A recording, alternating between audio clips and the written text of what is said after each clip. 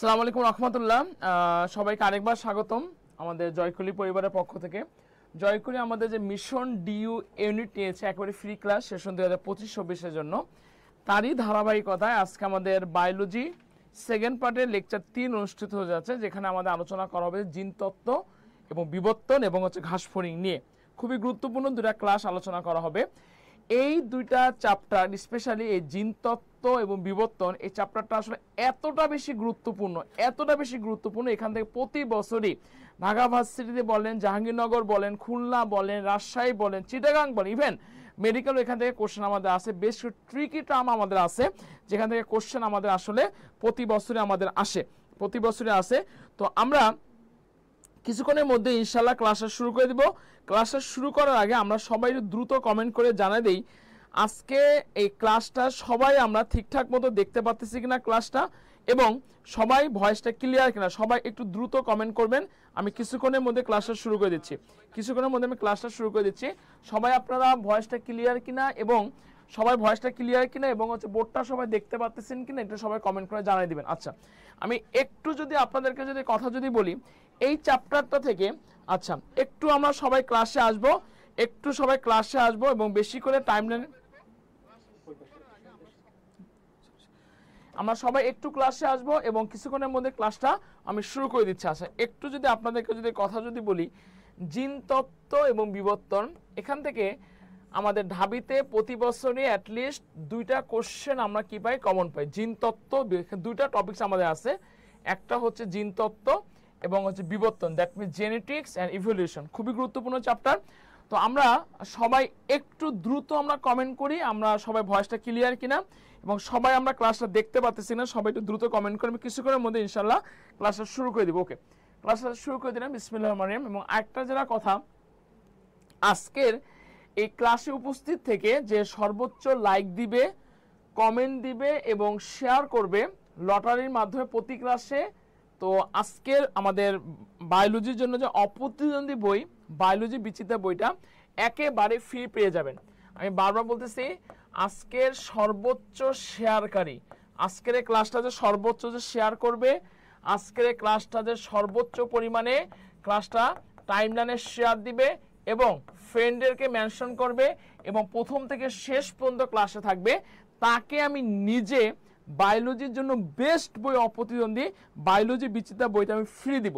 আমি বারবার বলতেছি, আজকের এই ক্লাসের সর্বোচ্চ শেয়ারকারী, সর্বোচ্চ ফ্রেন্ডের মেনশনকারী, প্রথম থেকে শেষ পর্যন্ত থাকা যে আছে, আমি একেবারে বায়োলজি বিচিত্রা বইটা ফ্রি দিব। তাই দেরি না করে বেশি করে আমরা টাইমলাইনে ক্লাসটা শেয়ার দিব, বেশি করে ফ্রেন্ডকে মেনশন করে বায়োলজি বিচিত্রা বইটা আমরা জিতে নিব। ঠিক আছে? ওকে, ক্লাসটা শুরু করে দিলাম। আমরা সবাই একটু কমেন্ট করবো, আমরা সবাই কি করব, একটু কমেন্ট করব। ঠিক আছে? ওকে, দেখেন। আচ্ছা, আসসালামু আলাইকুম। ওয়ালাইকুম আসসালাম। আমরা একটু টাইমলাইনে ক্লাসটা শেয়ার দিব। দেখেন, প্রথম কোশ্চেন, 1 নম্বর কোশ্চেন, যে কোশ্চেনটা ঢাবিতে ইউনিটে 2023-24-এ কোশ্চেনটা আসছে। আমরা কিন্তু আপনার সাথে একটু আমার সাথে কথা বলবেন, একটু কমেন্টে অ্যান্সার করার চেষ্টা করবো। আমি আপনাদের বেসিক বুঝাই দিব। দেখেন কোশ্চেনটা কি দেওয়া আছে, 2 বা ততোধিক জোড়া বিপরীত বৈশিষ্ট্য সম্পন্ন জীবের মধ্যে ক্রস করলে F2 জনুতে কোন ধরনের ফিনোটাইপিক অনুপাত পাওয়া যাবে। একটু যদি আপনাদেরকে কথা বলি, এখানে কি বলা আছে, 2 বা ততোধিক জোড়া আছে। আচ্ছা, 2 বা ততোধিক জোড়া, সেই ধরনের ক্রসগুলাকে আমি অবশ্যই কি ক্রস বলবো, সেই ক্রসগুলাকে আমি অবশ্যই ডাই হাইব্রিড ক্রস বলবো। ঠিক আছে? ক্রসগুলো হলো ডাই হাইব্রিড। আদিবা ইসলাম, আসসালামু আলাইকুম। ওয়ালাইকুম আসসালাম আদিবা, ক্লাসের শেয়ার দিব। আচ্ছা, 2 বা ততোধিক জোড়া যে ক্রসগুলাকে, সেই ক্রসগুলাকে আমি কি বলবো, ডাই হাইব্রিড ক্রস বলবো। এখানে কি বলা আছে, বিপরীত বৈশিষ্ট্য সম্পন্ন জীবের মধ্যে ক্রস করলে F2 জনুতে কোন ধরনের ফিনোটাইপিক অনুপাত আমরা পাবো। আচ্ছা, ফিনোটাইপিক অনুপাত, একটা আছে আমাদের জিনোটাইপিক অনুপাত। ফিনোটাইপিক মানে কি, ফিনোটাইপিক মানে হচ্ছে যে জীবের বাহ্যিক যে গঠন যে আছে, সে জীবের বাহ্যিক গঠনকে আমরা কি বলবো বলেন তো, ফিনোটাইপিক অনুপাত বলবো। আচ্ছা, এখানে বেশ কয়টা রেশিও দেওয়া আছে। 1 নম্বর কি দেওয়া আছে, সবাই একটু আমরা অ্যান্সার করবো, 9:3:3:1, 9:7, 13:3 নাকি 3:1। আমি একটু যদি আপনাদেরকে আলোচনা করি, আচ্ছা কেউ কি বলতে পারবেন 3:1 এটা মেন্ডেলের কোন সূত্রের অনুপাত? একটু সবাই আমার সাথে কথা বলবেন, অবশ্যই মাথা রাখবেন, এটা হচ্ছে যে মেন্ডেলের যে প্রথম সূত্র আছে সেই মেন্ডেলের প্রথম সূত্রের অনুপাতটা কিন্তু ভাইয়া 3:1। আচ্ছা, এরপরে এখানে দুইটা অনুপাত আছে, একটা 9:7 আর একটা আছে 13:3। মাথা রাখবেন এই যে 9:7 আর এই যে 13:3 এই দুটাই কিন্তু আমাদের মেন্ডেলের যে সূত্রগুলো আছে সেই সূত্রের ব্যতিক্রমের সূত্র। যেমন 9:7 এটা কিসের অনুপাত? মেন্ডেলের দ্বিতীয় সূত্রে একটা ব্যতিক্রম আছে, সেই ব্যতিক্রমটার নাম হচ্ছে যে দ্বৈত প্রচ্ছন্ন অ্যাপিস্ট্যাটিস।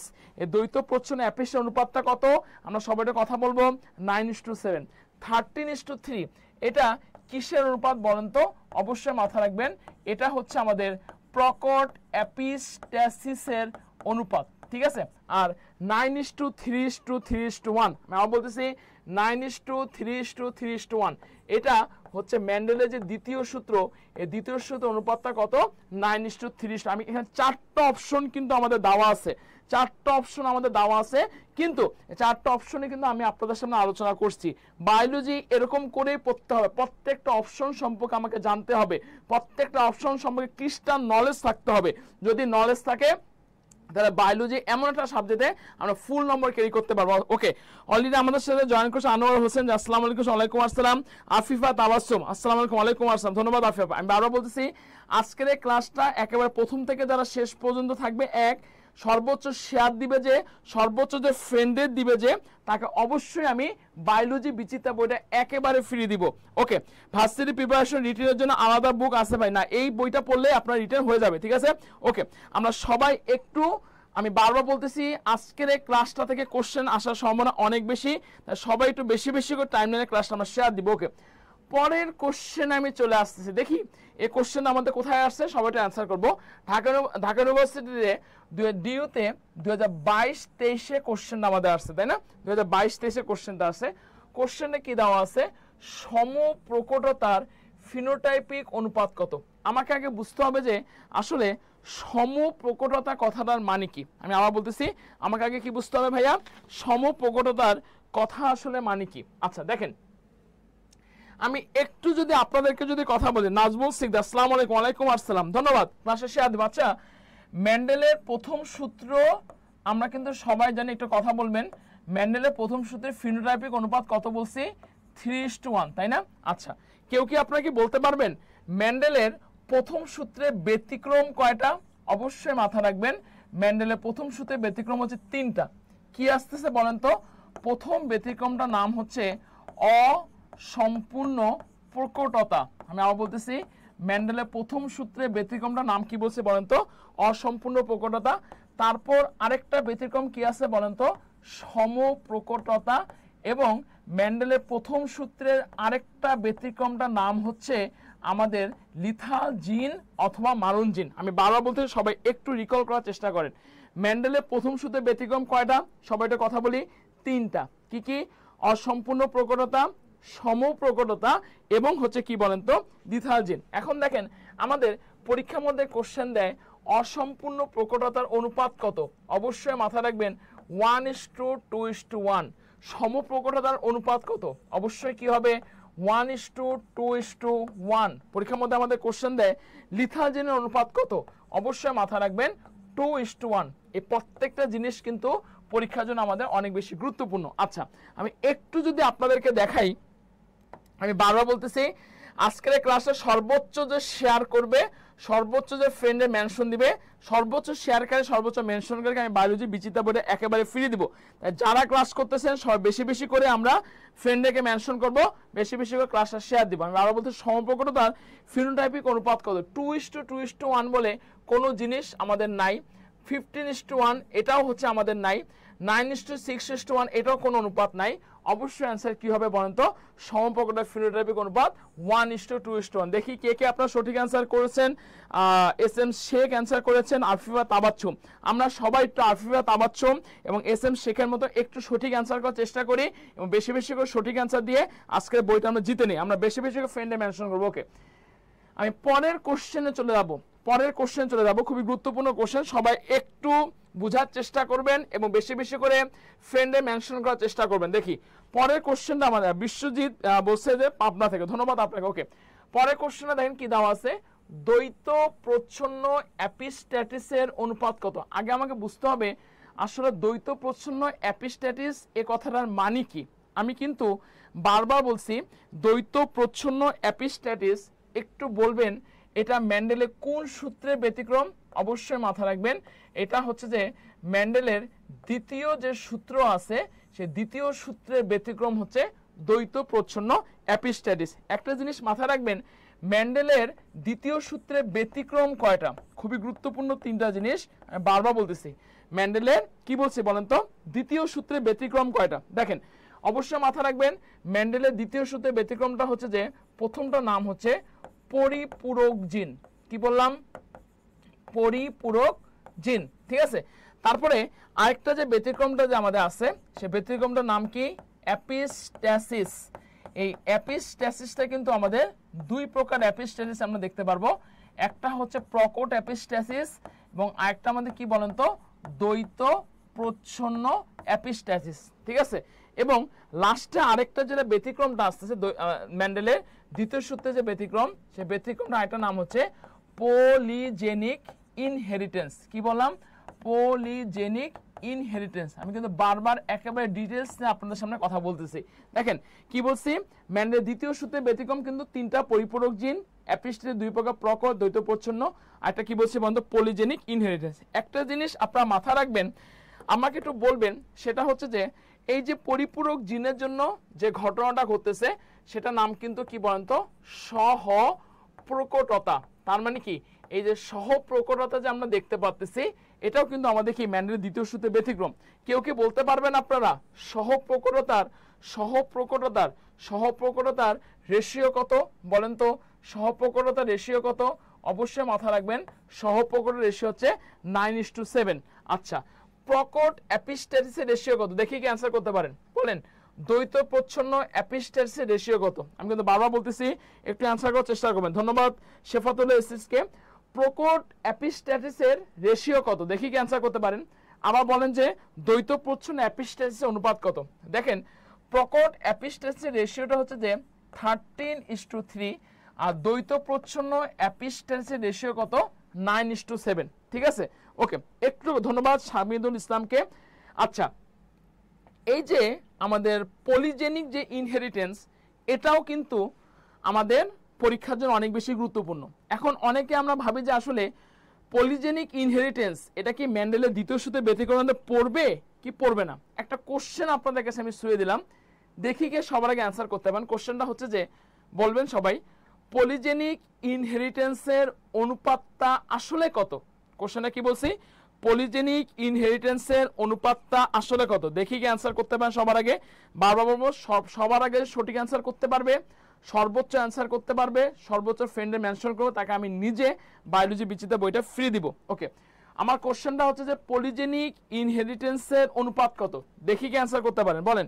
পলিজেনিক ইনহেরিটেন্সের অনুপাত কত? আচ্ছা আমি বলে দিচ্ছি, অবশ্যই মাথা রাখবেন 1:4:6:4:1, ঠিক আছে। এটা কি বলছে বলেন তো?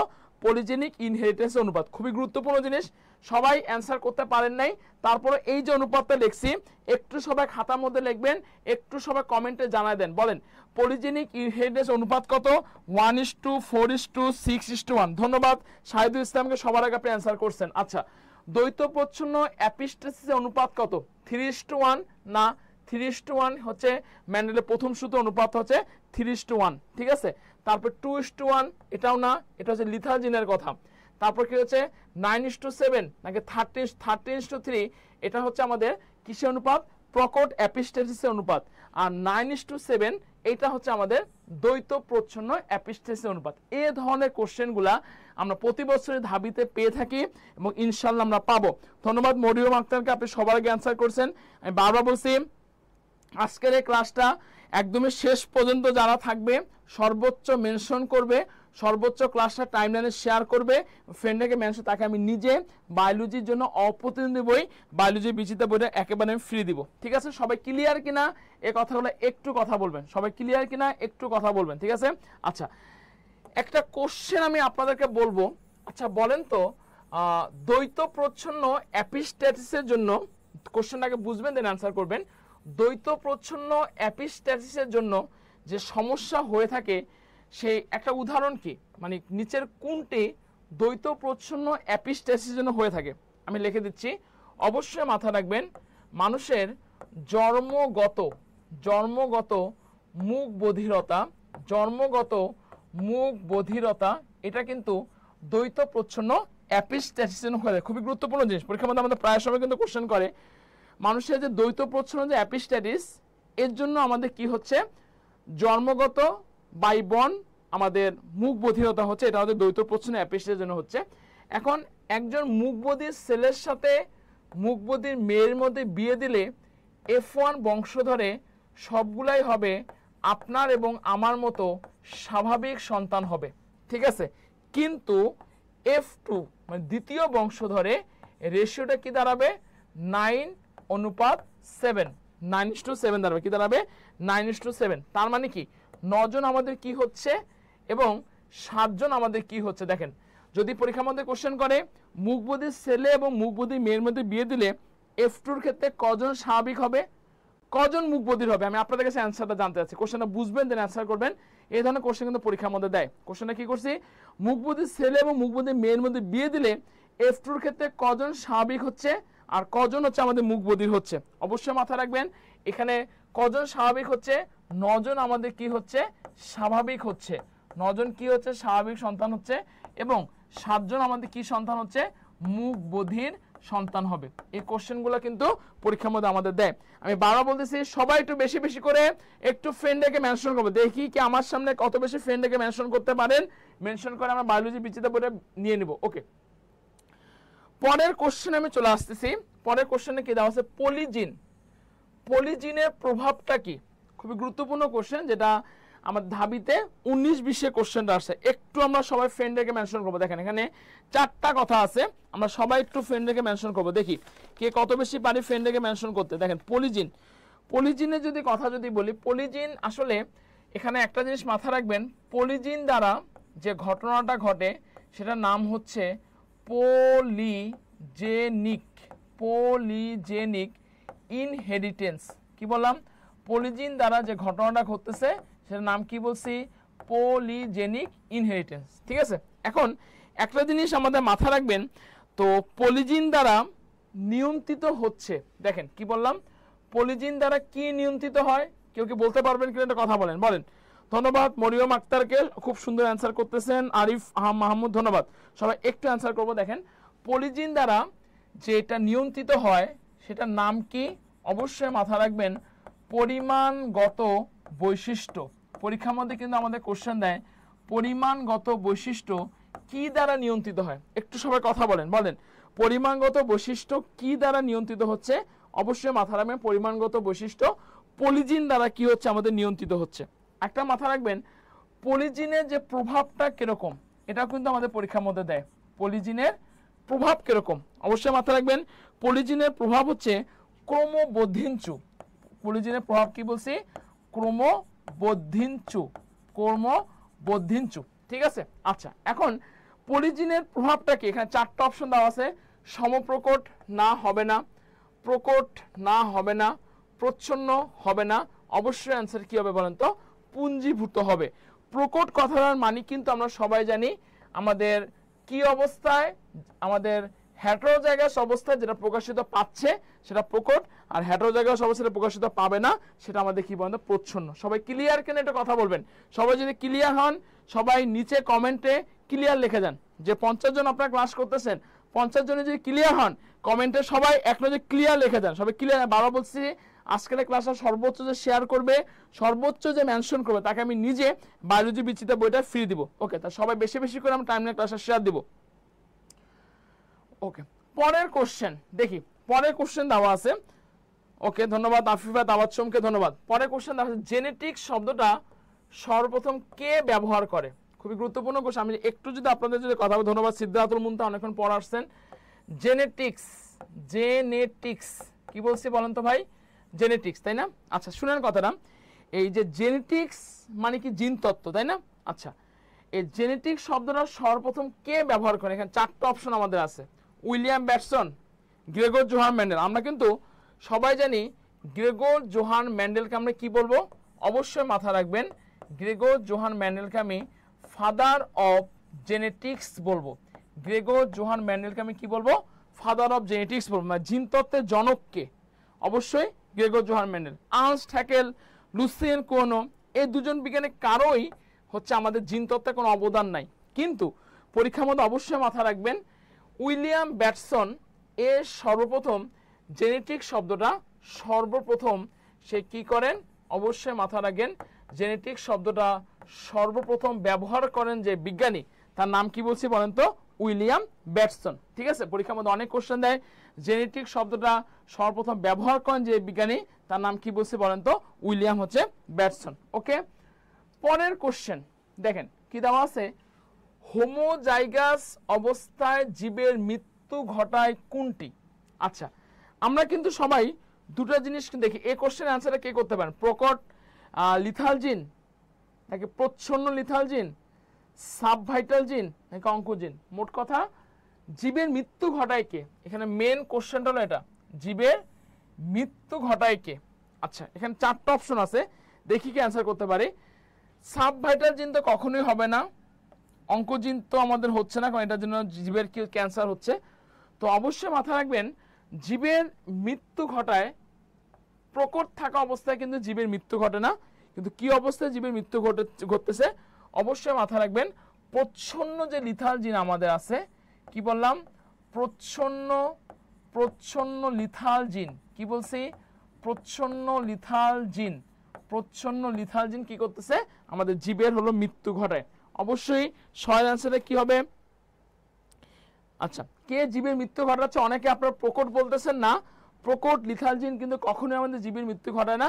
অবশ্যই জীবের মৃত্যু কে ঘটাচ্ছে? ধন্যবাদ মরিয়ম আক্তারকে, প্রচ্ছন্ন লিথাল জিন জীবের মৃত্যু ঘটায়। আমি বারবার বলতেছি, আপনারা যে কয়জনে ক্লাস করতেছেন আপনারা সবাই বেশি না, মাত্র 15 জন করে ফ্রেন্ডকে আমার সামনে মেনশন করেন, একটু আমার সামনে ক্লাসটা টাইমলাইনে শেয়ার দেন, ঠিক আছে? এবং যারা এখন পর্যন্ত বায়োলজি বিচিত্রা বইটা সংগ্রহ করেন নাই, অতি দ্রুত বায়োলজি বিচিত্রা বইটা লাইব্রেরি থেকে সংগ্রহ করে নেন। ওকে, পরের কোশ্চেন 7 নম্বর কোশ্চেনে কি দেওয়া আছে, সমপ্রকটতার কারণে মেন্ডেলের 3:1 ফিনোটাইপিক অনুপাতটি পরিবর্তিত অনুপাত কোনটি? আমি বারবার বলতেছি, এই কোশ্চেনটা আপনারা ম্যাক্সিমাম সময় ইউনিভার্সিটিতে ভুল করেন বা আমরা ভুল করি, বা এই টাইপের কোশ্চেনগুলো আমাদের পরীক্ষার মধ্যে দেয়। আচ্ছা, কোশ্চেন কি দেওয়া আছে, সমপ্রকটতার কারণে, আগে বুঝতে হবে সমপ্রকটতা মানে কি?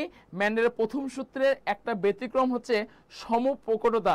সেখানে মেন্ডেলের প্রথম সূত্র অনুপাতটা কত ছিল? অনুপাত ছিল যে 3:1।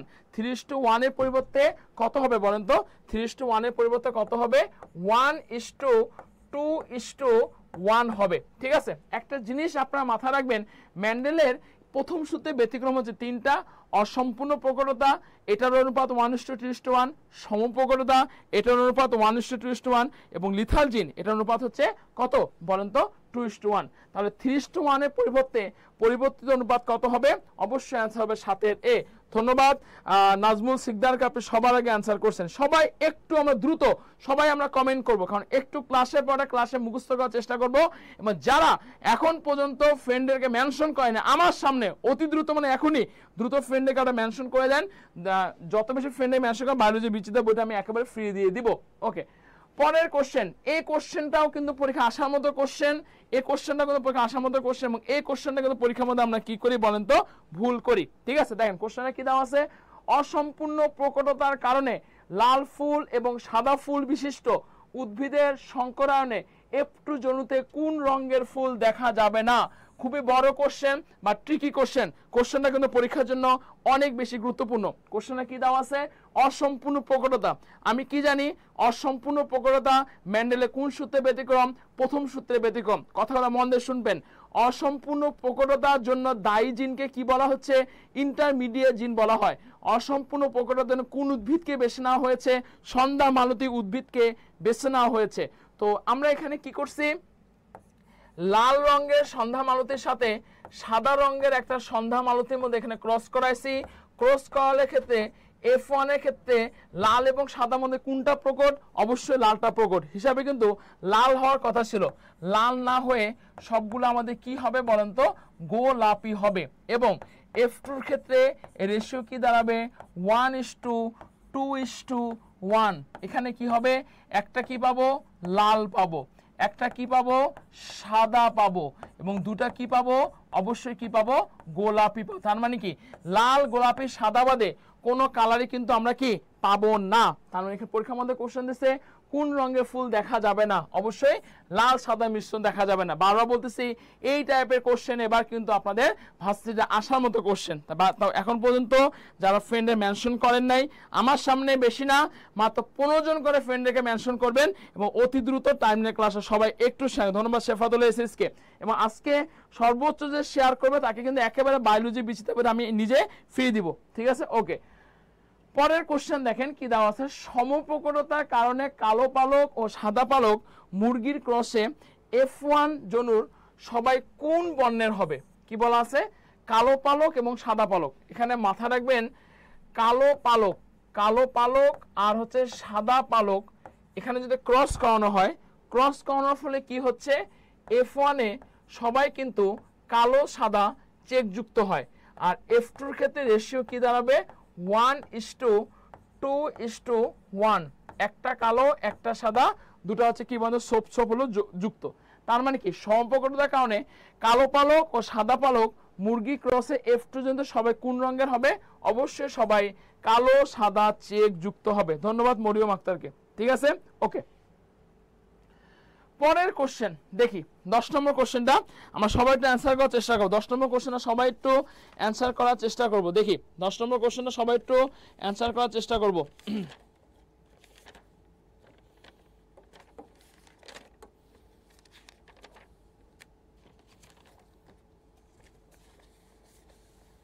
আচ্ছা দেখেন এখানে সবাই একটু ফ্রেন্ডের কারণে মেসেজ পরে কোশ্চেনে কি দেওয়া আছে, যে জিন অপর জিনের বৈশিষ্ট্য প্রকাশে বাধা দেয় তাকে আসলে কি বলে? এখানে 4টা অপশন দেওয়া আছে ভাই। একটা আছে লিথাল জিন, লিথাল জিন তো কখনোই হবে না। কেন হবে না? যে জিনের কারণে জীবের মৃত্যু ঘটতেছে ভাই সেটা হচ্ছে লিথাল জিন। ডমিনেন্ট হবে না, কারণ কি ডমিনেন্ট মানে প্রকট বৈশিষ্ট্য, যে জিনটা প্রকাশিত পাচ্ছে সেটা হচ্ছে প্রকট বৈশিষ্ট্য। তো কোশ্চেন হলো দুটা জিনিস আছে, একটা হলো অ্যাপিস্ট্যাটিক জিন, একটা কি বলছি বলেন তো হাইপোস্ট্যাটিক জিন, তাই তো ব্যাপারটা? একটা কি বলছি অ্যাপিস্ট্যাটিক জিন, আর এটা হলো হাইপোস্ট্যাটিক জিন। তো কোশ্চেনটা হচ্ছে যে জিনটা বাধা দেয় তাকে কি বলে, যে জিনটা বাধা পায় তাকে আসলে কি বলে? কথাগুলো মন দিয়ে শুনবেন। দেখেন যে জিনটা বাধা দেয়, সবাই একটু ফ্রেন্ডে মেনশন করবো, যে জিনটা বাধা দেয় তাকে আমি কি বলবো? অ্যাপিস্ট্যাটিক জিন বলবো। এবং যে জিনটা আমাদের কি পাচ্ছে বাধা পায় তাকে আমি কি বলবো? অবশ্যই হাইপোস্ট্যাটিক জিন বলবো। তাহলে আমার এখানে কোশ্চেন দেখেন কি দেওয়া আছে। তো ধন্যবাদ মরিয়ম আক্তারকে। যে জিন অপর জিনের বৈশিষ্ট্য প্রকাশে বাধা দিচ্ছে তার মানে অবশ্যই অ্যান্সার কি হবে বলুন তো? অ্যাপিস্ট্যাটিক জিন। একটু আমরা বেশি না 15 জন প্রয়োজন করে একটু দ্রুত ফ্রেন্ডে মেনশন করি, ক্লাসটা ভিন্ন গ্রুপে ক্লাসটা শেয়ার করে দেবেন, ফ্রেন্ডে একটু মেনশন করি, ঠিক আছে? ওকে, পরের কোশ্চেন আমি বারবার বলতেছি, দেখেন আমাদের এখন পর্যন্ত যারা বায়োলজি বিচিত্রা বইটা সংগ্রহ করেন নাই অতি দ্রুত বায়োলজি বিচিত্রা বইটা সংগ্রহ করেন। শুধু বায়োলজি বিচিত্রা না, এর সাথে সাথে ম্যাথের জন্য গণিত বিচিত্রা, রসায়নের জন্য রসায়ন বিচিত্রা, পদার্থ বিচিত্রা, এছাড়া ঢাবির জন্য যে রিটেন আছে সেই রিটেনের জন্য আমাদের জয়কর রিটেন বিজ্ঞান আছে। এবং বারবার একটা কথা বলি, বিগত সালে কোশ্চেন আমাদের অ্যানালাইসিস করতে হবে। সে কোশ্চেন অ্যানালাইসিসের জন্য অবশ্যই আমরা ঢাবি যে প্রশ্ন ব্যাংক যেটা আছে সেটা অবশ্যই আমরা কালেকশন করব। এবং আমাদের বিজ্ঞানের যে মডেল টেস্ট আছে সে জয়কলি মডেল টেস্ট বইটা অতি দ্রুত আমরা সংগ্রহ করবো। যারা এখন পর্যন্ত সংগ্রহ করেন নাই অতি দ্রুত আপনারা সংগ্রহ, বাট কিছু না, এই ক্লাসগুলো করেন বইগুলো পড়লে অবশ্যই আপনাদের কিন্তু চান্স কিন্তু নিশ্চিত। ওকে, পরের কোশ্চেন দেখেন, এই কোশ্চেনটা কিন্তু আমরা প্রায় সময় আমরা কি করি ভুল করি, প্রায় সময় ভুল করি, এবং এই কোশ্চেনটা কিন্তু আমাদের পরীক্ষার মধ্যে আসে। কোশ্চেনটা কি দেওয়া আছে, কোন জীবের প্রকাশিত বৈশিষ্ট্যকে কি বলে? 4টা অপশন আছে, জিনোটাইপ, ফিনোটাইপ, প্রকট বৈশিষ্ট্য নাকি প্রচ্ছন্ন বৈশিষ্ট্য। একটু আমরা সবাই অ্যান্সার করব। প্রকট বৈশিষ্ট্য মানে কি? যেটা প্রকাশিত পাচ্ছে সেটা প্রকট বৈশিষ্ট্য, যেটা প্রকাশিত পাচ্ছে না সেটা আমাদের প্রচ্ছন্ন বৈশিষ্ট্য, ঠিক আছে? দেখেন জিনোটাইপ কাকে বলে, পরীক্ষার মধ্যে কোশ্চেন দেয় ফিনোটাইপ আসলে কাকে বলে। আচ্ছা, জিনোটাইপ কথাটার ফিনোটাইপ কথাটার মানে কি? ফিনোটাইপ কথাটার মানে হচ্ছে যে জীবের বাহ্যিক বৈশিষ্ট্য, দ্যাট মিন্স যেটা প্রকাশিত পাচ্ছে সে বৈশিষ্ট্যটাকে আমরা কি বলবো? ফিনোটাইপ। আর অভ্যন্তরীণ যে বৈশিষ্ট্যটা আমাদের আছে অভ্যন্তরীণ যে বৈশিষ্ট্যটা আমাদের আছে সেটাকে আমি কি বলবো, অবশ্যই জিনোটাইপ বলবো। তাহলে প্রকাশিত পাচ্ছে বাহ্যিক বৈশিষ্ট্যটাকে অবশ্যই কি বলবো, ফিনোটাইপ বলবো। ঠিক আছে, আমি বারবার বলতেছি আজকের ক্লাসটা সর্বোচ্চ যে শেয়ার করবে তাকে আমি বায়োলজি বিচিতে বইটা ফ্রি দিব। বেশি বেশি করে ক্লাসটা শেয়ার দেন, বেশি বেশি করে একটু ফ্রেন্ডদেরকে মেনশন করেন। ধন্যবাদ আফিয়া সিদ্দিকাকে। ওকে, পরের কোশ্চেন দেখেন, এই কোশ্চেনটা কিন্তু পরীক্ষা পদ্ধতি আমরা কি করি, ভুল করি। একটু সবাই অ্যান্সার করবেন, একটু সবাই অ্যান্সার করবেন। দেখেন কোশ্চেনটা কি দেওয়া আছে, মেন্ডেলের মটরশুটির কত জোড়া বিপরীত বৈশিষ্ট্য নিয়ে গবেষণা করে, 7, 8, 9 নাকি 10? একটু কথা বলি, কথাগুলো মন দিয়ে শুনবেন। আমরা কিন্তু সবাই জানি গ্রেগর জোহান মেন্ডেলকে কি বলা হয়, ফাদার অফ জেনেটিক্স বলা হয়। গ্রেগর জোহান মেন্ডেল সে 60টা বছর সে মটরশুটি নিয়ে গবেষণা করে 34 প্রকার প্রজাতির উপরে। তো এখন কোশ্চেনে কত জোড়া বিপরীত বৈশিষ্ট্য নিয়ে গবেষণা করে, মেন্ডেল কত জোড়া বলেন, মেন্ডেল কত জোড়া বিপরীত বৈশিষ্ট্য নিয়ে, মেন্ডেল কত জোড়া বিপরীত বৈশিষ্ট্য নিয়ে গবেষণা করে? অবশ্যই মাথা রাখবেন সে হলো কত জোড়া বিপরীত বৈশিষ্ট্য নিয়ে গবেষণা করে, অবশ্যই মাথা রাখবেন সে হলো 7 জোড়া। কয় জোড়া ভাইয়া? 7 জোড়া বিপরীতধর্মী বৈশিষ্ট্য নিয়ে গবেষণা করে। অবশ্যই 12 অ্যান্সার কত হবে? 12। ধন্যবাদ সেফাতুল্লাহ আরএস থেকে সঞ্জয় ঘোষকেও ধন্যবাদ। ওকে ওকে, পরের কোশ্চেন দেখেন, দ্বৈত প্রচ্ছন্ন অ্যাপিস্টেরিসের ফলে F2 জনুতে ফিনোটাইপিক অনুপাত কত? এই কোশ্চেনটা কিন্তু আসার মতো, এই কোশ্চেনটা কিন্তু আমরা পরীক্ষার মধ্যে ভুল করি। 4টা অপশন আছে, 13:3, 1:2:1, 1:4:6:4:1 নাকি 9:7। আমি একটু যদি আমি অ্যান্সার করি, দেখেন 13:3 এটা কিসের উপাদান? অবশ্যই মাথা রাখবেন 13:3 এটা হচ্ছে যে আমাদের প্রকট অ্যাপিস্ট্যাসিস এর অনুপাত হচ্ছে 13:3। ঠিক আছে, 1:2:1 এটা কিসের অনুপাত? এটা হচ্ছে আমাদের অসম্পূর্ণ প্রকটতা বা সমপ্রকটতা অনুপাত 1:2:1। আর 1:4:6:4:1 এটা কিসের অনুপাত? আমি আপনাদের পড়াইছি, এটা হচ্ছে পলিজেনিক ইনহেরিটেন্সের অনুপাত।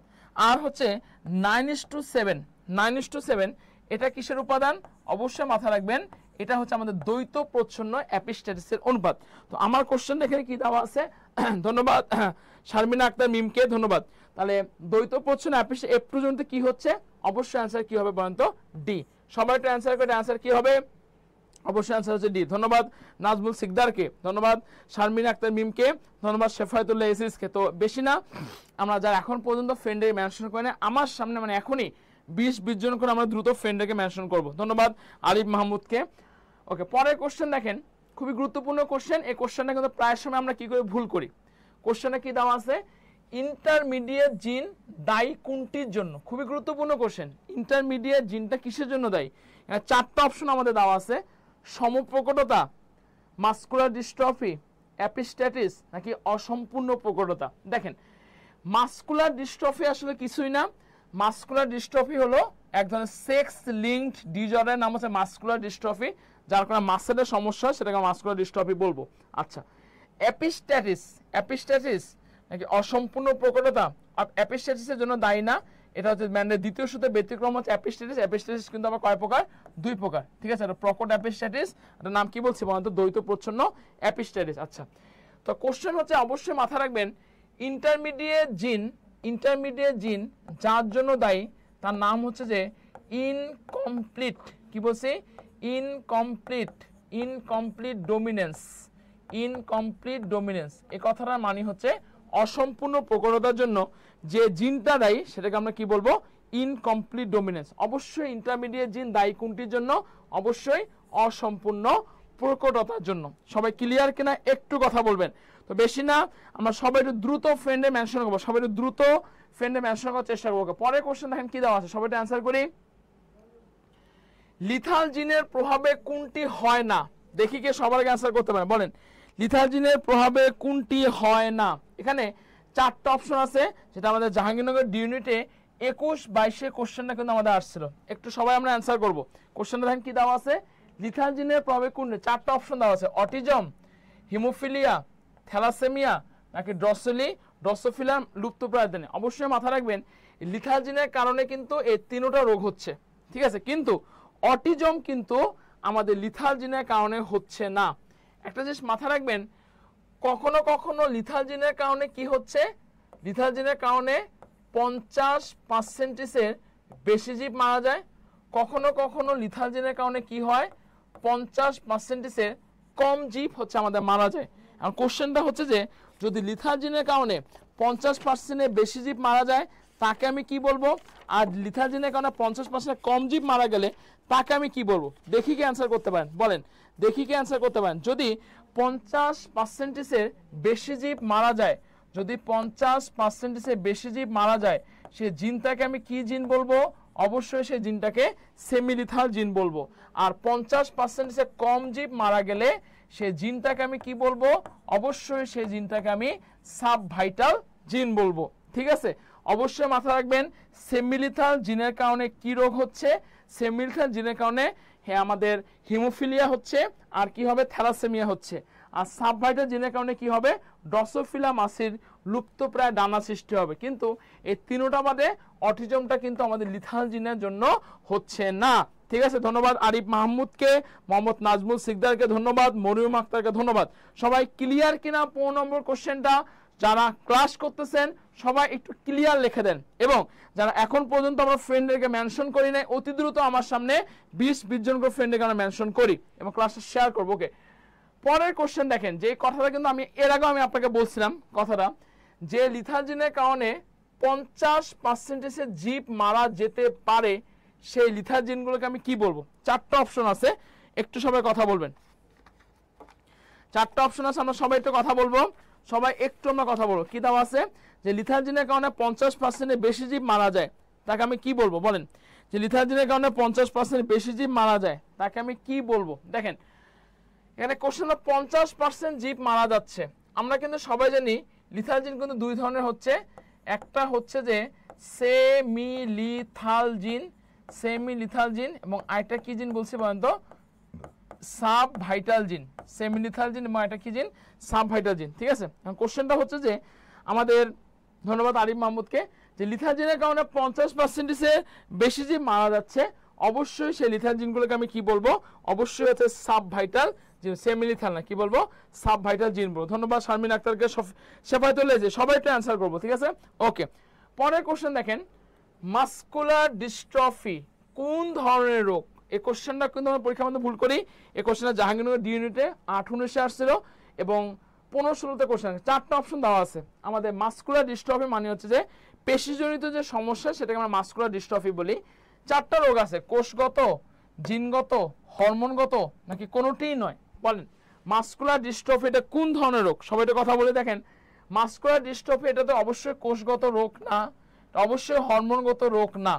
অবশ্যই মাথা রাখবেন মাসকুলার ডিস্ট্রফি, মাসকুলার ডিস্ট্রফি এটা one kind of genetic disorder, one kind of genetic disorder. কি বলছি? One kind of genetic disorder. আচ্ছা, কেউ কি আপনারা বলতে পারবেন জেনেটিক যে ডিসঅর্ডার, অথবা যেটাকে আরেকটা নাম হচ্ছে আমাদের সেক্স লিঙ্কড ডিসঅর্ডার, এটার নাম কি বলছি? Sex linked disorder. ঠিক আছে, আমার কোশ্চেন হচ্ছে এই যে জেনেটিক ডিসঅর্ডার বা সেক্স লিঙ্কড ডিসঅর্ডার, এর আরেকটা নাম আছে, কেউ কি বলতে পারবেন কি নাম? সবাই একটু অ্যান্সার করবেন। আচ্ছা, আরেকটা কথা হলো, আজকের ক্লাসে পিডিএফ চান কে কে? একটু সবাই কমেন্ট করেন। পিডিএফ চান কে কে? সবাই একটু কমেন্ট করবেন। আজকের ক্লাসে পিডিএফ চান কে কে? সবাই একটু কমেন্ট করবেন। একটু আপনাদের কাজ হলো বেশি বেশি করে একটু দ্রুত ফ্রেন্ডকে মেনশন করা। আচ্ছা, একটা যে মাথা রাখবেন, জেনেটিক ডিসঅর্ডার যেটাকে আমরা কি বলে? সেক্স লিঙ্ক ডিসঅর্ডার বলি। কেউ কি বলতে পারবেন জেনেটিক ডিসঅর্ডার বা সেক্স লিঙ্ক ডিসঅর্ডার এর আরেকটা নাম আছে, যাকে কি বলা হচ্ছে যে ক্রিস ক্রস ইনহেরিটেন্সও বলা হয়। কি বলা হচ্ছে? Chris cross inheritance. অথবা এর আরেকটা নাম কি বলেন তো? নানা নাতির রোগ। কি রোগ বলছি? নানা নাতির রোগও বলা হয়। এগুলো পরীক্ষার জন্য কিন্তু অনেক অনেক বেশি গুরুত্বপূর্ণ। ঠিক আছে, তার মানে কি জেনেটিক ডিসঅর্ডার, একটা নাম কি বলছি ভাইয়া?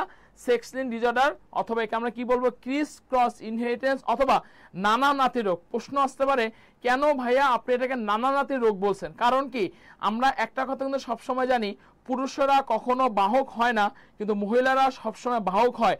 নানাদের যদি কখনো এই সেক্স লিঙ্ক ডিসঅর্ডার থাকে, তাহলে মা হবে বাহক, নাতির ক্ষেত্রে ওই রোগটা হবে। এজন্য জেনেটিক ডিসঅর্ডারকে আমরা কি বলতেছি বলেন তো? নানা নাতি রোগ বলতেছি। তাহলে মাসকুলার ডিস্ট্রফি কোন ধরনের রোগ? অবশ্যই সেটা হলো জিনগত রোগ। সবাই কোশ্চেনটা ক্লিয়ার কিনা একটু কথা বল। ধন্যবাদ আফিয়া সিদ্দিকা, এস লাবণীকে, নাজবুল সিদ্দিকা, ধন্যবাদ আরিফ মাহমুদকে। ওকে, ঠিক আছে, পিডিএফ আমি ক্লাস শেষে দিয়ে দিব, সমস্যা নেই। সবাই একটু বেশি বেশি করে ফ্রেন্ডকে মেনশন করো। পরের কোশ্চেন চলে আসছে, দেখেন পরের কোশ্চেন খুবই গুরুত্বপূর্ণ কোশ্চেন, এবং এই টাইপের কোশ্চেনগুলো কিন্তু পরীক্ষার মধ্যে আমরা কি করি? ভুল করি। এই টাইপের কোশ্চেনগুলা, হ্যাঁ, এই টাইপের কোশ্চেনগুলো পরীক্ষা কিন্তু ভুল করি, বা এই টাইপের কোশ্চেনগুলো আমাদের পরীক্ষার মধ্যে দেয়। দেখেন কোশ্চেনটা কি দেওয়া আছে? কোনটি মেন্ডেলের পৃথকীকরণ সূত্রের ব্যতিক্রমের উদাহরণ নয়? আচ্ছা, কি দেওয়া আছে? নিচের কোনটি মেন্ডেলের পৃথকীকরণ সূত্রের ব্যতিক্রমের উদাহরণ নয়? আমাকে আগে বুঝতে হবে, আগে বলেন তো মেন্ডেলের কোন সূত্রটাকে পৃথকীকরণ সূত্র বলে, আগে সেটা বলেন। আমার কোশ্চেনটা হচ্ছে যে মেন্ডেলের দুটো সূত্রটা, প্রথম সূত্র আর কি দ্বিতীয় সূত্র, তাই না? আমার কোশ্চেন হলো মেন্ডেলের পৃথকীকরণ সূত্র আসলে কোনটা, প্রথম সূত্র নাকি দ্বিতীয় সূত্র, আগে সেটা বলেন। অবশ্যই মাথায় রাখবেন মেন্ডেলের যে প্রথম সূত্র যে আছে, সে প্রথম সূত্রটাকে আমি কি বলবো? অবশ্যই প্রথম সূত্রটাকে আমি পৃথকীকরণ সূত্র বলবো। ঠিক আছে, কি বলবো? পৃথকীকরণ যে সূত্র বলবো। ঠিক আছে, দেখেন এই যে পৃথকীকরণ সূত্র যে ব্যতিক্রমে উদাহরণ নয় কি কি, দেখেন আমরা কিন্তু সবাই জানি মেন্ডেলের প্রথম সূত্রের ব্যতিক্রম কিন্তু তিনটা। কি কি? অসম্পূর্ণ প্রকটতা, যার রেশিও কত? 1:2:1। সমপ্রকটতা, এটা রেশিওটা কত? 1:2:1। এবং লিথাল জিনের রেশিওটা কত? 2:1। কিন্তু অ্যাপিস্ট্যাটিস ভাই, অ্যাপিস্ট্যাটিস এটা কিন্তু মেন্ডেলের প্রথম সূত্রের ব্যতিক্রম না। এটা কোন সূত্রে ব্যতিক্রম? দ্বিতীয় সূত্রে ব্যতিক্রম। আমরা কিন্তু সবাই জানি অ্যাপিস্ট্যাটিস দুই প্রকার, প্রকট আর দ্বৈত প্রচ্ছন্ন। প্রকটের অনুপাতটা কত? 13:3। আর দ্বৈত প্রচ্ছন্ন অনুপাতটা কত? 9:7। এবং দ্বৈত প্রচ্ছন্ন অ্যাপিস্ট্যাটিস যে রোগটা হয়ে থাকে সে রোগটার নাম কি? জন্মগত মুখ বধিরতা। সবাই ক্লিয়ার কিনা একটু সবাই কমেন্ট করবেন। সবাই ক্লিয়ার কিনা একটু সবাই কমেন্ট করবেন। এবং যারা এখন পর্যন্ত ফ্রেন্ডকে মেনশন করেন অতি দ্রুত আমার সামনে দেখি কে কত বেশি ফ্রেন্ডকে মেনশন করতে পারেন, আমার সামনে দেখি কত বেশি ফ্রেন্ডকে মেনশন করতে পারেন। ওকে, পরের কোশ্চেন দেখেন, খুবই গুরুত্বপূর্ণ কোশ্চেন, যেটা জাহাঙ্গীরনগর ডি ইউনিটে 17-18 আসছিল কোশ্চেনটা। একটি জিন যখন অন্য একটি নন এলিক জিনের কার্যকারিতা প্রকাশে বাধা দেয়, এই প্রক্রিয়াটাকে কি বলে? এখানে 4টা অপশন আছে।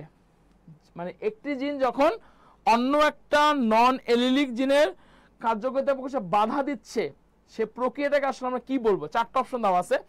অসম্পূর্ণ প্রকটতা না, সমপ্রকটতা না, এটা তো প্রথম সূত্রে ব্যতিক্রম, অ্যাপিস্ট্যাটিস নাকি লিথাল জিন এফেক্ট। 4টা অপশন আছে, দেখি কি অ্যান্সার করতে পারেন আপনারা। একটি জিন যখন অন্য একটা নন এলিলিক জিনের কার্যকারিতা প্রকাশে বাধা দিচ্ছে, এই প্রসেসটাকে আমি কি বলবো আসলে?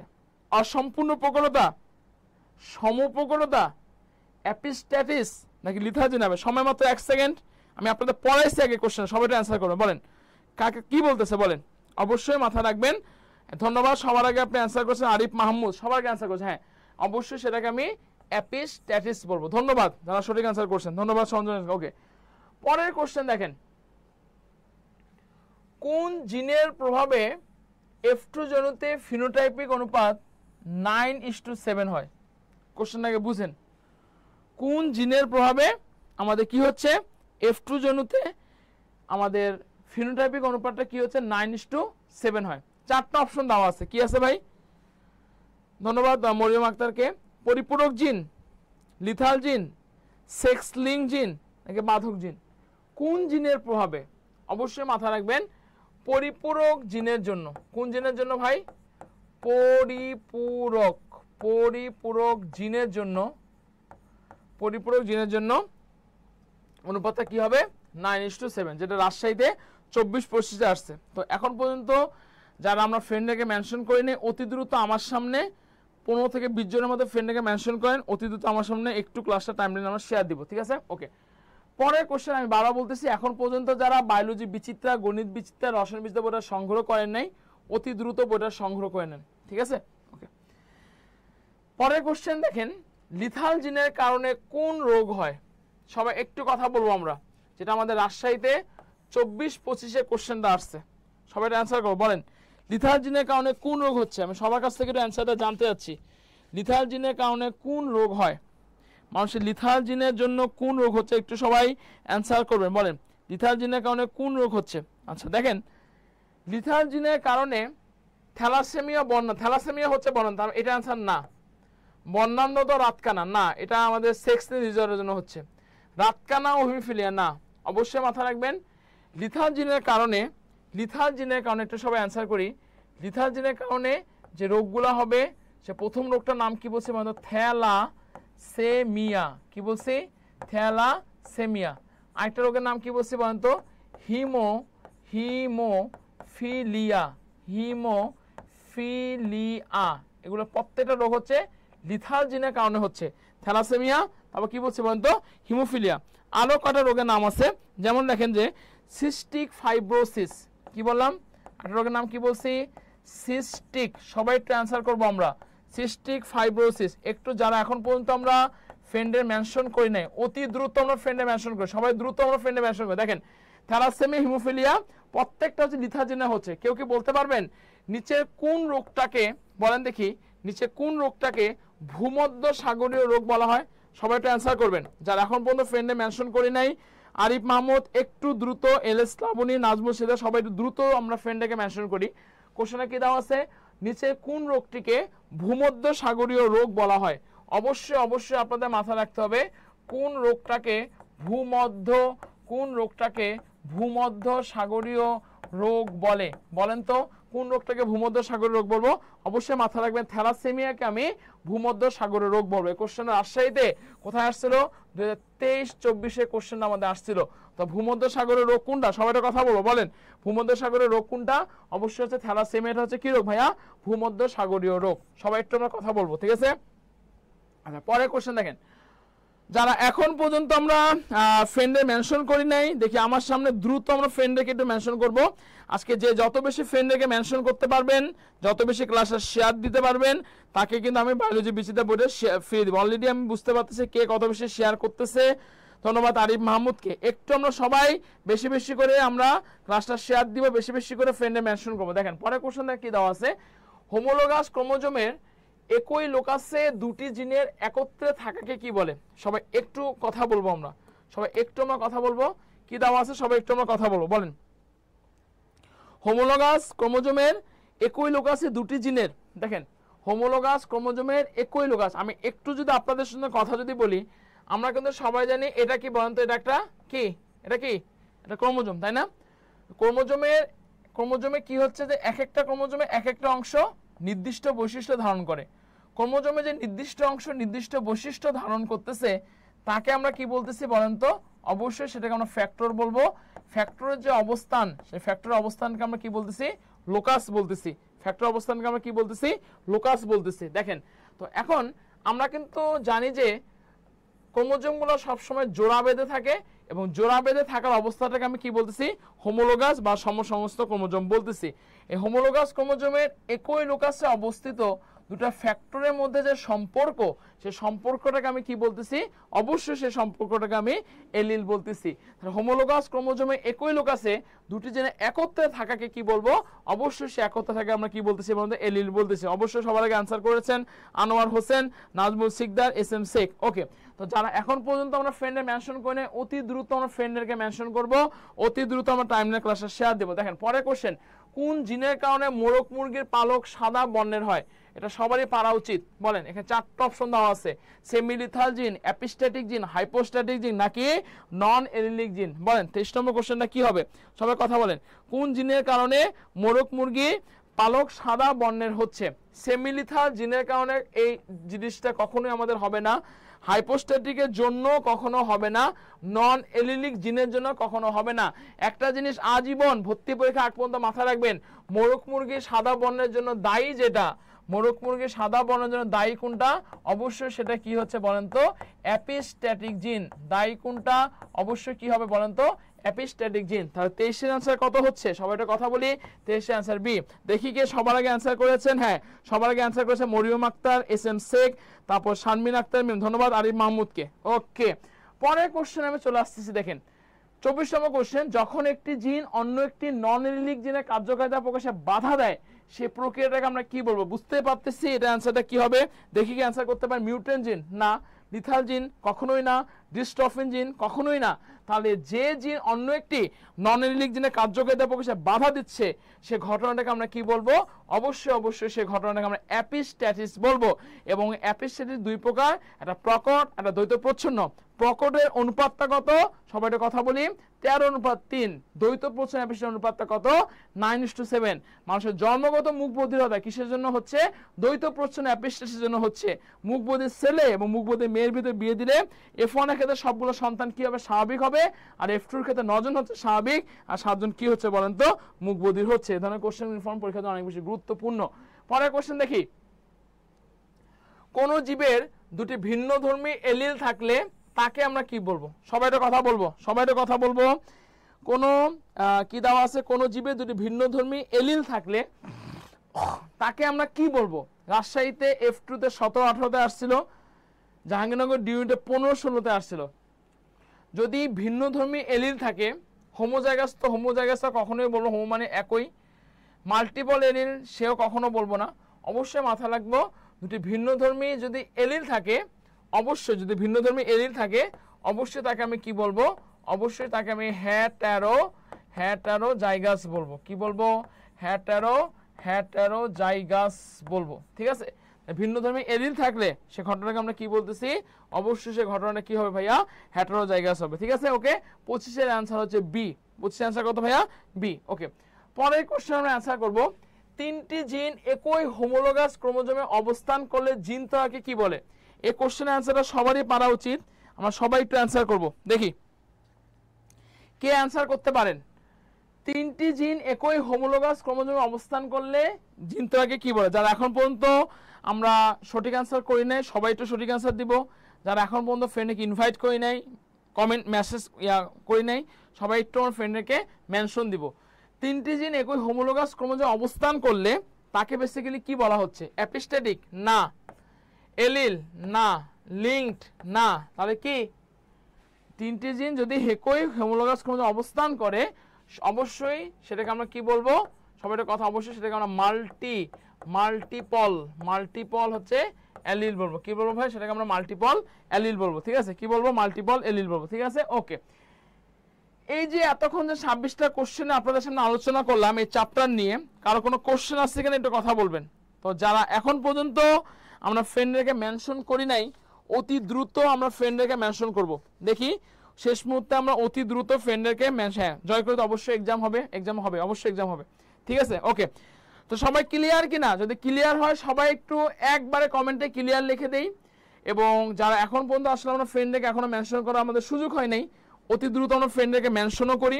আমরা যে যত বেশি ক্লাসটা মেনশন করব, যত বেশি ক্লাসটা শেয়ার করব, তাকে কিন্তু আমি আজকে ক্লাসে ফার্স্ট কে হবে আমি দিয়ে জয়কুলি বায়োলজি বিচিত্রা বইটা ফ্রিতে দিব। ঠিক আছে? তো একটু সবাই ফ্রেন্ডে মেনশন করব। ঠিক আছে? ওকে, ধন্যবাদ। আরিফ মাহমুদ আর মরিয়ম আক্তার দুজনে সমান আগায় আছে। আমি জানি না আমি কাকে বিজয়ী ঘোষণা করব, সবাই শেষ মুহূর্তে মরিয়ম আক্তার, আরিফ মাহমুদের মতো একটু আমরা আরো বেশি আমরা ক্লাসটা শেয়ার দিয়ে বায়োলজি বিচিত্রা বইটা জিতে নেই সবাই। ঠিক আছে? ওকে, দেখি পরের কোশ্চেন যদি চলে আসে। ধন্যবাদ। দেখেন, ঘাসফড়িং এর শ্বাসনালীর স্তর 9 কোনটা? খুবই গুরুত্বপূর্ণ একটা কোশ্চেন দেওয়া। পিডিএফ দিচ্ছি, পিডিএফ দেওয়ার জন্য আপনারা 01821423792 এই নম্বরটাতে নক দেন, পিডিএফ পেয়ে যাবেন, সমস্যা নেই। দেখেন পরের কোশ্চেনে কি দেওয়া আছে, ঘাসফড়িং এর শ্বাসনালীর স্তর 9 কোনটি? ঘাসফড়িং এর শ্বাসনালীর স্তর 9 কোনটি? একটু সময় অ্যান্সার করি। দেখেন, ভিত্তিঝিল্লি ঘাসফড়িং এর শ্বাসনালীর অংশ, এপিথেলিয়াম এটাও হচ্ছে আমাদের অংশ, ইন্টিমা এটাও কিন্তু আমাদের অংশ, কিন্তু টিনিডিয়া এটা কিন্তু আমাদের কি নয় বলেন তো? অংশ হচ্ছে নয়। টিনিডিয়া কিন্তু আমাদের অংশ নয়। তাই ঘাসফড়িং এর শ্বাসনালীর অংশ নয় কোনটা? অবশ্যই মাথা রাখবেন হচ্ছে টিনিডিয়া। ওকে, পরের কোশ্চেন, ঘাসফড়িং এর প্রোক্টোডিয়ামের অংশ নয় কোনটা? একটু সবাই আমরা কথা বলি। কোশ্চেনে কি দেওয়া আছে? ঘাসফড়িং এর প্রোক্টোডিয়ামের অংশ নয় কোনটা? কোনটি আসলে প্রোক্টোডিয়ামের অংশ নয়? শেষ মতো আমরা সবাই অ্যান্সার করি। দেখেন ঘাসফড়িং এর প্রোক্টোডিয়ামে, দেখেন ঘাসফড়িং এর প্রোক্টোডিয়ামের অংশ হলো ইলিয়াম। ঘাসফড়িং এর প্রোক্টোডিয়ামের অংশ কি কি আছে? অবশ্যই মাথা রাখবে প্রোক্টোডিয়ামের অংশ হচ্ছে ইলিয়াম আছে, ইলিয়ামটা হচ্ছে আমাদের প্রোক্টোডিয়ামের অংশ, ইলিয়াম আছে, তারপর কি আছে বন্ধু কোলন আছে, কোলন আছে, তারপর কি আছে ইলিয়াম আছে, কোন আছে গিজার্ড আছে, ঠিক আছে। তাহলে ঘাস ফড়িং এর প্রোক্টোডিয়ামের অংশ নেই কোনটা, অবশ্যই মাথা রাখবেন হলো রেকটাম, ঠিক আছে। ধন্যবাদ আরিফ মাহমুদকে। ওকে, পরের কোশ্চেন, ঘাস ফড়িং এর হিমোসিলের কাজ কোনটি? খুবই গুরুত্বপূর্ণ একটা কাজ, হিমোসিলের কাজ কোনটি? সবাই একটু অ্যান্সার করবো, বলেন ঘাস ফড়িং এর হিমোসিলের কাজ কোনটি? এখানে 4টা অপশন আছে, সবাই অ্যান্সার করি। হিমোসিলের কাজ কি? হরমোন পরিবহন করা, জীবাণু ধ্বংস করা, তঞ্চনে সাহায্য করা, নাকি খাদ্য রস ও বর্জ্যবস্তু পরিবহন করা? 4টা অপশন আছে কিন্তু। হিমোসিল, রক্তের যে অংশ হিমোসিল, সেই হিমোসিলের ফাংশনটা কি? সবার আগে মনে হয় শারমিন আক্তার মিম অ্যান্সার করেছে। ঘাস ফড়িং এ হিমোসিলের কাজ কোনটি? অবশ্যই মাথায় রাখবেন হিমোসিলের কাজ হলো, হিমোসিলের কাজ হলো, হিমোসিলের কাজ হলো খাদ্য রস, খাদ্য রস ও, খাদ্য রস ও বর্জ্যবস্তু, খাদ্য রস ও বর্জ্যবস্তু কি করা? পরিবহন করা। খাদ্য রস ও বর্জ্যবস্তু কি করা বলেন তো? পরিবহন করা। তাহলে অবশ্যই 29 অ্যান্সার কি হবে ভাইয়া? 29 অ্যান্সার ডি, ঠিক আছে। একটু শেষ মুহূর্তে আমরা সবাই যুক্ত হই, শেষ মুহূর্তে সবাই ক্লাসে যুক্ত হই, ঠিক আছে। ধন্যবাদ নাজবুল আক্তার সঞ্জয়কে। পরের কোশ্চেনে চলে আসি, দেখি ঘাস ফড়িং এর শ্বসনের গতিপথের ক্রম আসলে কোনটা? যেটা জাহাঙ্গীরনগর ডি ইউনিটে 22-23 কোশ্চেনটা আসছিল, একটু আমরা সবাই অ্যান্সার করব। ঘাস ফড়িং এর শ্বসনের গতিপথের সঠিক ক্রম কোনটা আসলে? 4টা অপশন আছে, অক্সিজেন থেকে শ্বাসরন্ধ্র, অ্যাট্রিয়াম, ট্রাকিয়া, জাহাঙ্গীরনগর 22-23 আসছিল। অক্সিজেন থেকে শ্বাসরন্ধ্র, তারপর ট্রাকিয়া, ট্রাকিওল, অক্সিজেন থেকে ট্রাকিওল, ট্রাকি, অ্যাট্রিয়াম, অক্সিজেন থেকে শ্বাসরন্ধ্র, বায়ু থেকে, কোনটা আসলে সঠিক অ্যান্সার? অবশ্যই মাথা রাখবেন। দেখেন ঘাস ফড়িং এর শ্বসনের গতিপথের ক্রম কোনটা? প্রথমে হলো অক্সিজেন যাবে, অক্সিজেন থেকে আমাদের সেটা কোন জায়গায় যাচ্ছে বলেন তো? শ্বাসরন্ধ্রে যাবে, ঠিক আছে। শ্বাসরন্ধ্র থেকে আমাদের কোথায় যাবে? অবশ্যই সেটা অ্যাট্রিয়ামে যাবে, অ্যাট্রিয়ামে যাবে। অ্যাট্রিয়াম থেকে আমাদের কোন জায়গায় যাচ্ছে বলেন তো? অবশ্যই সেটা ট্রাকিয়াতে যাচ্ছে। এটা হলো শ্বসন কি? শ্বসনতন্ত্রের গতিপথে প্রথম স্তর। তাহলে 30 অ্যান্সার এ। শেষ সময় দেখি কে কত বেশি আমরা ফ্রেন্ডকে মেনশন করতে পারবো, দেখি। ধন্যবাদ নাজমুল সিকদারকে। একটু আমরা শেষ সময় দ্রুত আমরা ফ্রেন্ডকে মেনশন করবো। না চলে যাবো ওখানে 2 মিনিট। সবাই শেষ সময় একটু ফ্রেন্ডে মেনশন করব, ঠিক আছে। হ্যাঁ, এটা ঘাস ফড়িং এর চ্যাপ্টার, সবাই একটু আমার ফ্রেন্ডকে মেনশন করব। যারা এখন পর্যন্ত বইগুলো সংগ্রহ করেনি, শেষ মুহূর্তে আমরা যে যত বেশি ফ্রেন্ডে মেনশন করব, ঠিক আছে। ওকে, পরের কোশ্চেন দেখি, 31 নম্বর কোশ্চেন, সবাই তো অ্যান্সার করব। ঘাস ফড়িং এ কোন তন্ত্রে অ্যালারি পেশি থাকে? খুবই গুরুত্বপূর্ণ কোশ্চেন, এবং কোশ্চেনটা আমাদের জাহাঙ্গীরনগর ডি ইউনিটে 22-23 আসছিল। শেষ সময় একটু দ্রুত আমার ফ্রেন্ডকে মেনশন করব, দ্রুত ফ্রেন্ডকে মেনশন করব। দেখি ঘাস ফড়িং এ কোন তন্ত্রে অ্যালারি পেশি থাকে? 4টা তন্ত্রের নাম বলা আছে। পৌষ্টিক তন্ত্রে না, পৌষ্টিক তন্ত্রে কখনো অ্যালারি পেশি থাকে না, পৌষ্টিক তন্ত্রে কখনো অ্যালারি পেশি থাকে না। শ্বসন তন্ত্রে অ্যালারি পেশি থাকে না, রেচন তন্ত্র অ্যালারি পেশি থাকে না। তো আমার কোশ্চেন হচ্ছে যে অ্যালারি পেশি আসলে কোথায় থাকে? ঘাস ফড়িং এ কোন তন্ত্রে অ্যালারি পেশি থাকে? অ্যালারি পেশি কোথায় থাকতেছে? অবশ্যই মাথা রাখবেন ঘাস ফড়িং এর রক্ত সংবহন তন্ত্রে কি থাকতেছে আমাদের? অ্যালারি পেশি থাকে। তাহলে 31 অ্যান্সার কত ভাই? 31 অ্যান্সার হচ্ছে বি। যে কোশ্চেনটা কিন্তু পরীক্ষার জন্য আমাদের অনেক বেশি গুরুত্ব। ধন্যবাদ শারমিন আক্তার মিমকে। পরের কোশ্চেন, ঘাস ফড়িং এর পশ্চাৎ পৌষ্টিকনালীর অংশ 9 কোনটা? ঘাস ফড়িং এর পশ্চাৎ পৌষ্টিকনালীর অংশ আসলে কোনটা নয়?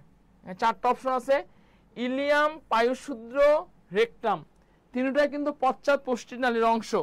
কিন্তু এই জায়গায় হেপাটিক সিকা এটা কিন্তু পৌষ্টিকনালীর অংশ নয়। তাহলে 32 অ্যান্সার কি হচ্ছে? অবশ্যই 32 অ্যান্সার হচ্ছে আমাদের হেপাটিক সিকা। তাহলে সবাই একটু কমেন্ট করি, সবাই একটু কমেন্ট করি, বলেন তো ঘাস ফড়িং এর পশ্চাৎ পৌষ্টিকনালীর অংশ আসলে কোনটা নয়? অবশ্যই মাথায় পশ্চাৎ প্রশ্ন অংশ নয় হচ্ছে হেপাটিক সিকা। ধন্যবাদ মরিয়ম আক্তারকে। ওকে, পরের কোশ্চেন চলে আসতেছি। দেখেন ঘাস ফড়িং এর কোথায় স্প্লিন্টার উপস্থিত থাকে? কোশ্চেনটা কোথায় আসে? জাহাঙ্গীরনগর ডি ইউনিটে 17-18 কোশ্চেন আসছিল, এবং রাজশাহী বিশ্ববিদ্যালয়েও এই কোশ্চেন 2022-23 আসছিল। চিটাগাং বিশ্ববিদ্যালয়ে 2023-24 কোশ্চেন আমাদের আসছিল। ঘাস ফড়িং এ কোথায় আমাদের স্প্লিন্টার থাকে? আমরা সবাই একটু অ্যান্সার করার চেষ্টা করব।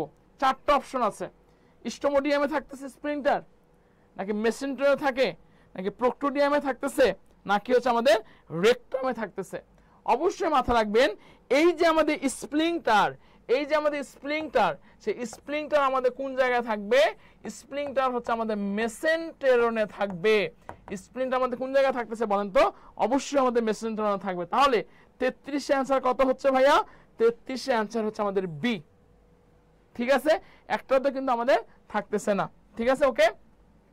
আচ্ছা, তো আজকে আমাদের এই পর্যন্তই। তো ক্লাসে কারো কোনো সমস্যা আছে কিনা একটু কথা বলবেন, এবং আমি আজকের ক্লাসের বিজয়ীর নাম আমি ঘোষণা করে দিচ্ছি। ঠিক আছে,